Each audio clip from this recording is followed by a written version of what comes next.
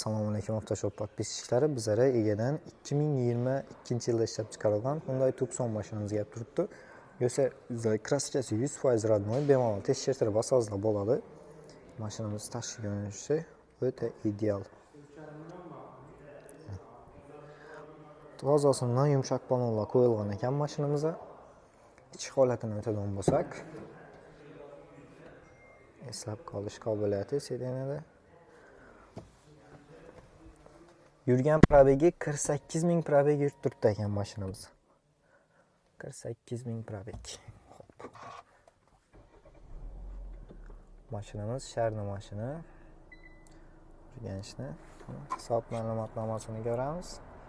Bir qo'l mashina. Ichki holati ham yaxshi holatda. Mashinani shu silinasidan bilsangiz bo'ladi, ichki holatdalishini. Silinani o'zi aytadi. Xo'p, ko'p odam bizdan zapasga tushganmi, tushmayapmi deb ham kommentariy yozib ketgan ekanlar. Kommentariy no yozsangiz, og'a shu o'rnacha e'tibor berib, qarab, sizga ko'rsatib beraman. Mana.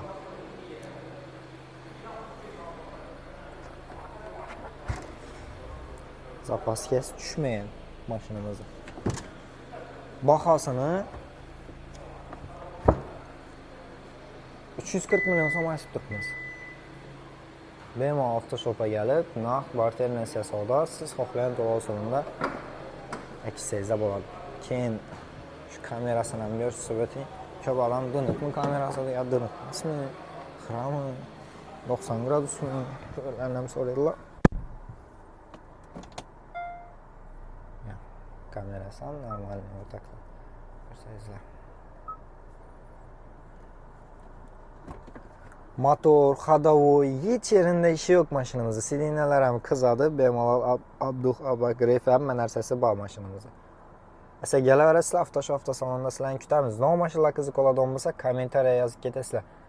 Malibular ham izini taxlab qo'yibmiz. Bemalol kelaverasizlar.